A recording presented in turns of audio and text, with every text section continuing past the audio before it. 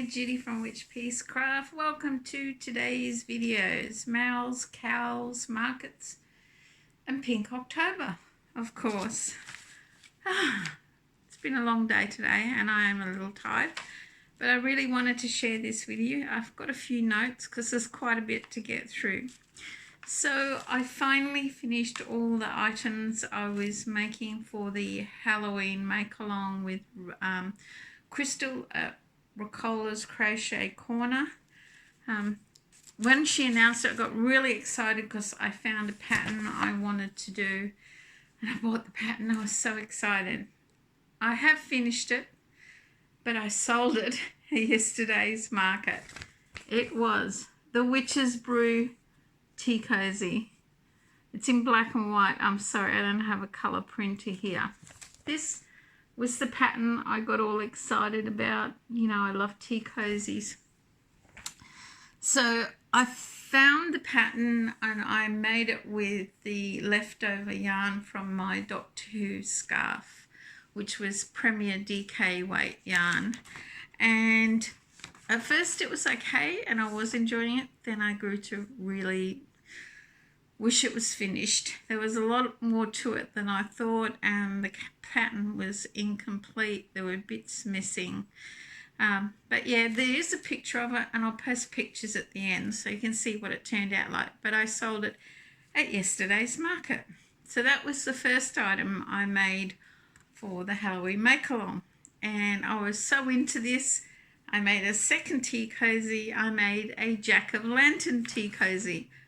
And I can't show you that because I sold it yesterday's market. Now this is my standard pumpkin tea cozy pattern. And my son graphed up the jack-o'-lantern face and I went all about decorating it. So had the jack-o'-lantern face, had a cobweb, had a redback spider. It looked really good. Everyone stopped to look at it and one lady decided she was going to buy it. So there is a picture of it and I'll put a picture at the end. The only comment I got was from Thing, my redback spider stripe. He said should have been lower down on the torso. It wasn't correct. But anyway, I really liked it and the lady who bought it really liked it. So that was another item I sold at the market yesterday. I can't show you. But I can show you my third item I made for the Halloween make-along, which was the hag stitch blanket. Ta-da, baby blanket. I learnt how to do the hag stitch. Here you go. I'll put a photo of this at the end. This was a tutorial by Sabrina Melodieuse. I don't know if I pronounced that right. I'll put a link to all the patterns that I used in the YouTube tutorials in the description below so you can check them out. I loved learning the hag stitch. I was inspired by Annie's magazine cover to make a Halloween. It's a Pram Car Blanket. I made it small and I made it out of Spotlight 8-ply stallion yarn I had on hand. I only had to buy one ball of green and the colorway was just however I wanted to do it and what yarn I had. I got carried away with the green in the middle and had to buy a bit for the end. So it was out of my stash and I gave it a closed-in border to hide all my ends rather than have to sew them all in. But yeah, I really like this tutorial and I really like this stitch to the point I'm trying to work out and contemplate using the hag stitch in a tea cozy, of course. So that was my third item and I finished all my items that I planned for the Halloween make-along and I really enjoyed it. So then I jumped in to the Just Feel Festive Shawl cowl run by Z at Z and RJ3 and it was for her birthday, which was 2 days ago. Happy birthday, Z. Sorry it's a bit belated. Tomorrow is my son's birthday. He turns 40.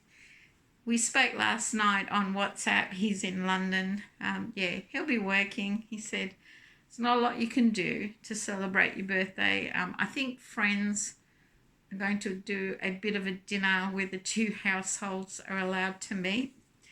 Anyway, I decided I'd do the Just For Your Festive shawl, and I printed off the pattern. Now, where is it? The pattern, so I get the name right, is Calesisha Coffee. It is a free pattern, and I made it out of, ta-da, there's mine, all my leftover bits and pieces of glitter yarn. This isn't for sale because it's for me. Now, it's 18 inches wide by 67 inches long. I'll show you a picture at the end because I wanted it like a neck scarf type thing, you know, wrap it around, that sort of thing. I don't know, a bit hot tonight, like that, you know, that sort of thing. And it was for me. I am not selling this because I love it. I really do like it. This pattern is really addictive. It's hard to know when to stop because you want to keep going. I had quite a bit of black left over, so I edged it all in a black glitter yarn. But yeah, I really liked it, and it is worth buying Calesisha Coffee to celebrate this pattern. I've been thinking all day, if I do another one, what yarn will I use? Yeah, I'll put a link to her coffee link because I really say do the pattern and thank her with a coffee because I thought it was awesome. And thanks Z for running the Cal because I thought it was just such a spur of the moment thing and it was so easy. Yeah, I jumped in. I liked it a lot. So that's the Cals and Mals I finished so far. I have one more on the go, which is the Cornucopia Cal by J Hook. I've probably done 80% of it. Yet again, I've started not to really enjoy it because of all the bits and pieces. I'm more like this. You just keep going. I don't care how hard the pattern is, but to stop and make this and stop and make that. Like the witch, it was like I couldn't make the eyes work. I crocheted the eyes, didn't knit them. You do the nose, you do the top lip, you do the tooth, you do the bottom lip, and you're forever stopping and starting, and that's just not me. And the Cornucopia is a bit like that. I don't mind the way it's looking. Looks really good and will look great when it's finished. And hopefully I will finish that before the end of October. So that is all the Mals and Cals I have been doing. So as I mentioned, I went to my first community market yesterday with the help of things setting up for me because of my knee. It is getting better, but it's not great.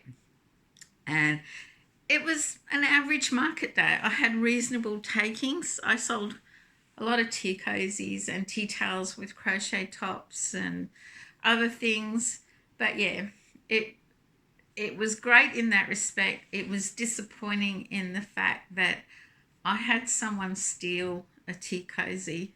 When I was busy with a lady, apparently this lady came up, tore off a tag and took a tea cozy. The lady I was serving saw her. I had my back to her. And yeah, the torn tag was there. So after all this time, I had my first shoplifter at my stall, which is a sign of the times, I guess.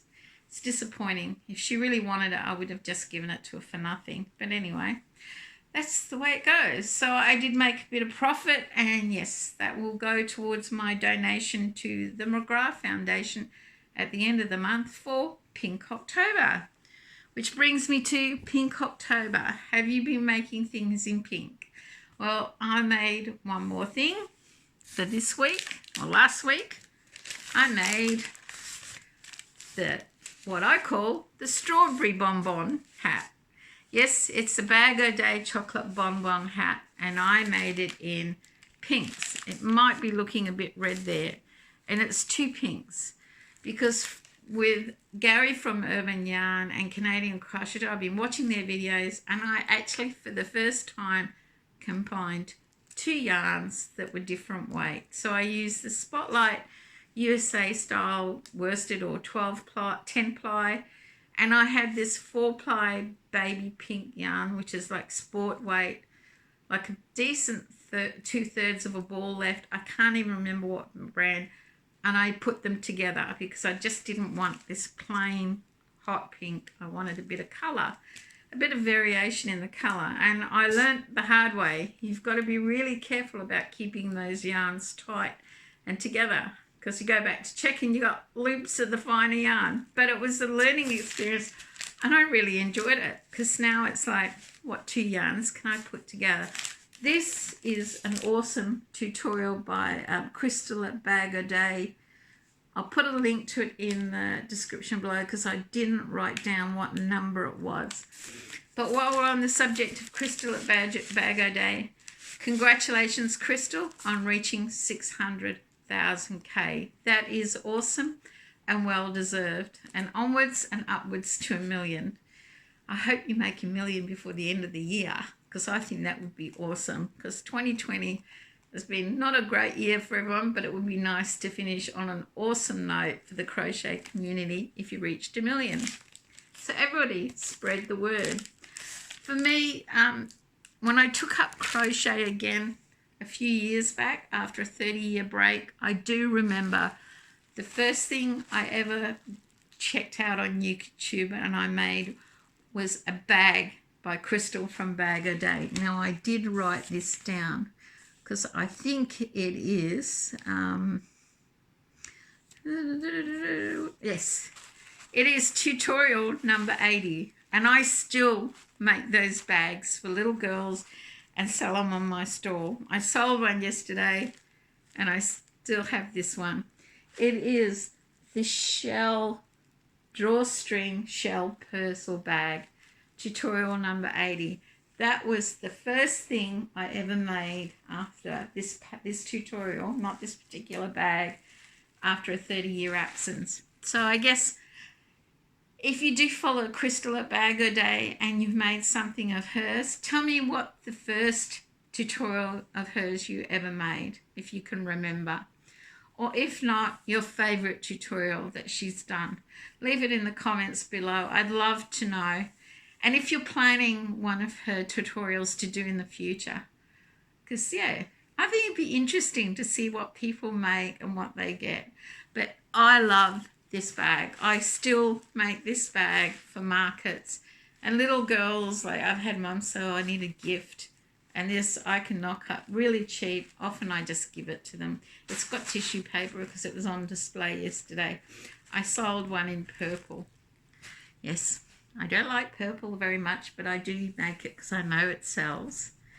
So guys, I guess that's it. It's been, I was started back at work today after the markets yesterday. I'm a little tired, so Thing is cooking dinner, which is nice. And I've had time to do this video. So check out the photos at the end. I'm in the dungeon because there's a lot of racket outside. We've closed up the house. This time of year, we get the bats in the trees behind in the nature strip. That's because the trees are in flower and we get the little bats. During the early evening, like just before it starts to go dark, we get all the lorikeets. So you got all the birds making a racket, which is really nice. And then for 20 minutes, there's deathly silence. And just on dusk, all the bats start to fly in. They make a racket, but it's more the smell. The smell is horrendous. So you have to close up the house, put the aircon on because it's a little warm. I did take some video last night of them flying in. It's not great, but I will try and put it at the end so you can check out the bats on Witchpeace Craft. Yes, my bats. So until next time, I hope you stay well, you take care of each other, and make sure you still have one pink crafty day, because you can hashtag it Pink October AU, and I am going to pick one lucky person to win a pattern of their choice up to the price of $10. So yeah, if you've made something in pink or it's predominantly pink, let's say 70% pink, hashtag it with Pink October AU, and you never know, at the end of October you could be that lucky random person I picked to buy a pattern. So until next time, bye for now.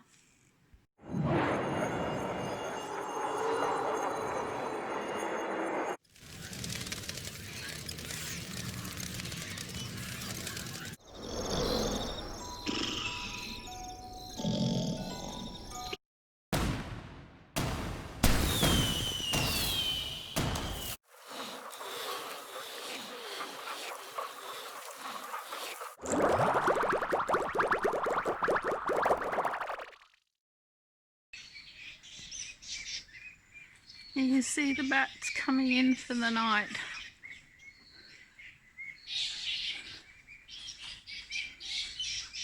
They are the bats.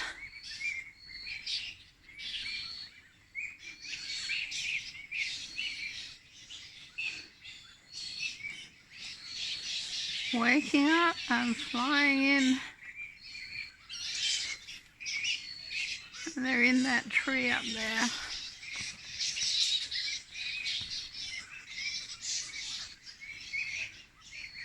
And they stink. You're lucky we don't have smell-o-vision.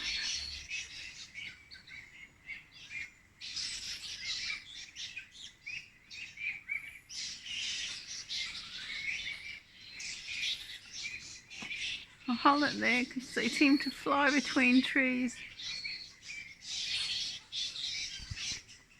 Sorry guys, mosquitoes.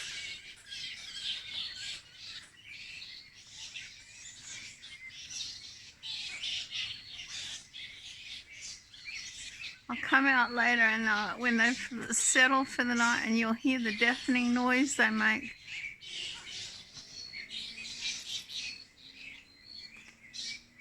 There's a big one.